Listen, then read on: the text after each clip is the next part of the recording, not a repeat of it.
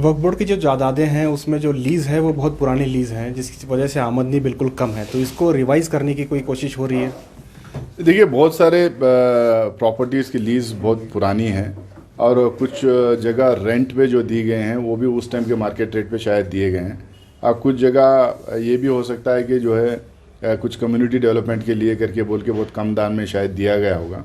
आजकल commercial properties के rate बहुत बढ़ गए हैं और बहुत सारी प्रॉपर्टीज़ शहर के अंदर आ चुकी है, तो इसलिए जो है वो तमाम प्रॉपर्टीज़ को की लीज़ हो या रेंट हो उसको रिवाइज करने की ज़रूरत है।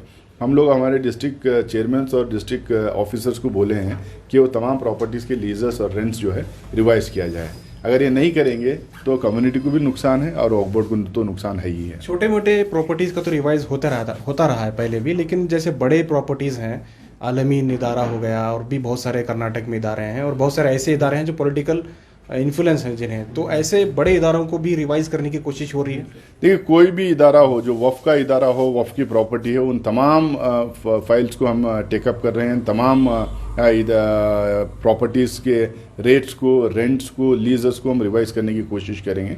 वो कितनी भी बड़ी प्रॉपर्टी क्यों ना हो, कितने भी बड़े इन्फ्लुएंशियल लोग ना हो, हम किसी को जो है अगर कहीं एंक्रोचमेंट हुआ है, कहीं एनओसीज दिए गए हैं और या कहीं तालमेल उनका आपस में रहा, इसलिए जो हम लोग किसी को फ़ायदा पहुंचा है, तो उसको तमाम चीज़ों को हम रिवाइज़ करेंगे।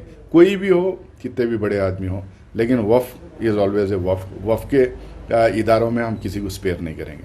हाल ही में दोबारा जो है अनवर मानपड़ी रिपोर्ट का तस्करा हो रहा है, सुर्खियों में दोबारा जो है वो फाइल आई है, तो हुकूमत चाह रही है कि उस फाइल को टेबल किया जाए। तो इस तरह अगर कुछ होता है तो उसमें बहुत सारे कांग्रेस के लोग भी शामिल हैं। आप इस रिपोर्ट को क्या मानते हैं? देखिए, रिपोर्ट तो मैंने देखा नहीं है, रिपोर्ट तो पढ़ा नहीं है, लेकिन जितना सुना है उसमें यही लोग कहते हैं कि वो कंपाइलेशन ऑफ कंप्लेंट्स हैं। अब कंप्लेंट्स तो किसी के खिलाफ कोई भी लिख सकता है, तहकीकात होना चाहिए और जो भी कंप्लेंट आता है, वक्फ बोर्ड के अंदर जो भी कंप्लेंट आता है, हम लोग उसको पूरी तरह से तहकीकात करने की कोशिश कर रहे हैं। और साथ ही साथ हम लोगों ने ये भी बोला है कि जो भी लेटर आता है उसको 10 दिन 15 दिन के अंदर कम से कम उनको इतना तो बोल दें कि आपका लेटर के हमारे पास है, हम उसको जवाब देंगे करके। हर केस को डिस्पोज करने के लिए एक टाइम फ्रेम भी हम बनाने की कोशिश कर रहे हैं, और वो कोई भी क्यों ना हो, एमएलए हो, एमएलसी हो, एमपी हो, या नहीं तो कोई बड़े प्रॉपर्टी के ओनर्स हो, जो भी हो, उनके खिलाफ अगर कंप्लेंट्स हैं तो हम उसको तहकीकात करेंगे। बास टाइम ऐसा भी होता है कि लोग जो है रेवलरी, पॉलिटिकल रेवलरी की वजह से बहुत सारे टाइम किसी को किसी से बन नहीं रहा, इसकी वजह से कंप्लेंट्स लिख देते हैं। कंप्लेंट्स में कितना दम है इसके ऊपर भी जाता है उसको इन्वेस्टिगेशन करने में। और जहाँ तक रिपोर्ट की बात है तो वो सरकार की है।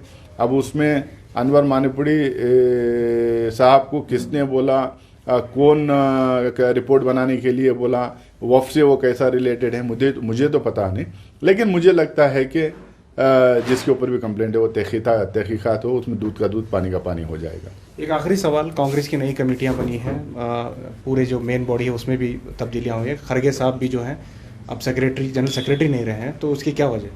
देखिए, बहुत सारे तब्दीलियां पूरे बड़े लेवल पे कांग्रेस पार्टी में हुए हैं। बहुत सारे नौजवानों को जो है बहुत बड़ा चढ़ा के जिम्मेदारी दी गई है, पुराने लोग भी उसमें हैं।